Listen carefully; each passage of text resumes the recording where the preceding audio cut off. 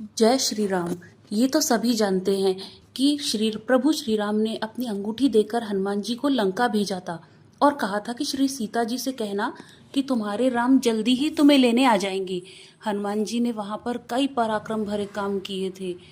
सबसे पहले हनुमान जी जब लंका गए तो उन्होंने ये 9 काम किए थे। वो 9 काम कौन कौन से थे, आज हम उसके बारे में जानेंगे। समुद्र को लांघना और सुरसा से सामना करना।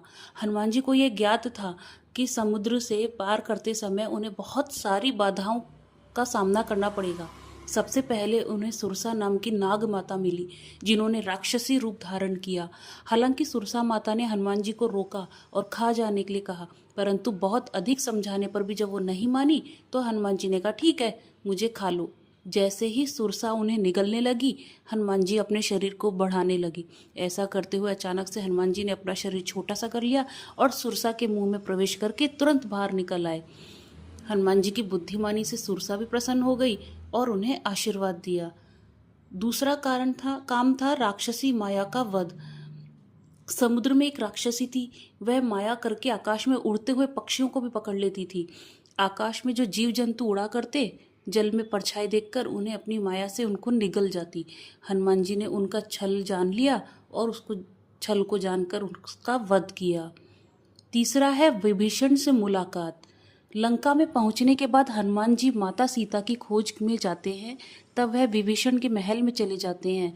महल के बाहर राम का चिन्ह अंकित देखकर और एक तुलसी का पौधा देखकर वो बहुत प्रसन्न हो जाते हैं और विभीषण जी से मुलाकात करते हैं। चौथा काम किया सीता माता का शोक निवारण। लंका में घुसते ही उनका सामना लंकिनी और अन्य राक्षस से होता है, जिनका वध करके वो आगे बढ़ जाते हैं।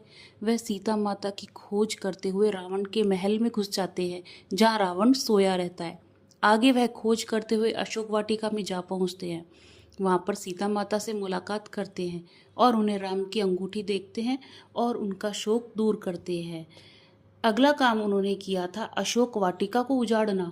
सीता माता की आज्ञा पाकर हनुमान जी अशोक वाटिका में घुस जाते हैं और फल खाने लगते हैं। सभी पेड़ों को उखाड़ देते हैं जड़ से और उन्हें अशोक वाटिका के सारे फल खा लेते हैं और पूरी अशोक वाटिका को जड़ से उजाड़ देते हैं। अगला काम किया उन्होंने अक्षय कुमार का वध। रावण ने अपने पुत्र अक्षय कुमार को वहां भेजा। वह असंख्य श्रेष्ठ योद्धा को साथ लेकर हनुमान जी को मारने के लिए आए। उसे आता देखकर हनुमान जी ने एक वृक्ष हाथ में लेकर ललकारा और अक्षय कुमार का वध किया। अगला मेघनाद से युद्ध। अक्षय कुमार का वध होने के बाद रावण क्रोधित हो जाता है और अपने बलवान पुत्र मेघनाद को भेजता है और कहता है, उस दुष्ट को मारना नहीं, उसे बांध कर लेकर आना। देखा जाए कैसा बंदर लंका में घुस आया है। मेघनाद ने देखा तो सोचा, ये कोई मामूली जानवर तो नहीं है, इसलिए उस मामूली वानर तो नहीं है, इसलिए उसने ब्रह्मास्त्र का प्रयोग किया। हनुमान जी ने यह विचार किया, अगर ब्रह्मास्त्र को नहीं माना जाए तो उसकी महिमा मिट जाएगी। तब ब्रह्मास्त्र में बंध जाते हैं और रावण की सभा में पहुंच जाते हैं। अगला है लंका दहन। राम की महिमा सुनकर रावण क्रोधित हो जाता है।